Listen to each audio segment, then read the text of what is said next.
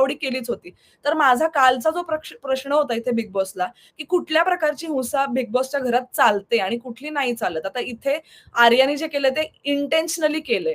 Intentionally केलंय म्हणून तिला शिक्षा आणि जे लोकं अनइंटेन्शनली म्हणजे दाखवत नाहीत, की इंटेन्शनली करतायत, मारतायत वगैरे. पण ज्या प्रकारे अरबाजने तिथे लॉक केला होता पाडीदादांचा गळा, तिथे जान्हवीचा हात पकडून ठेवला होता टास्कमध्ये.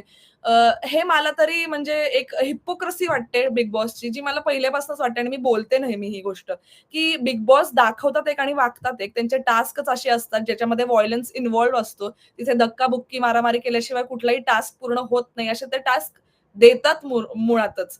आणि त्यानंतर जर कुठल्या व्यक्तीकडनं आता मी ह्याचं सहमती करत नाहीये. मी कुठल्याही व्हायलन्सची सहमती करत नाहीये. आर्याने जे केलं ते चूकच झालं, हे मी काल सुद्धा बोलले.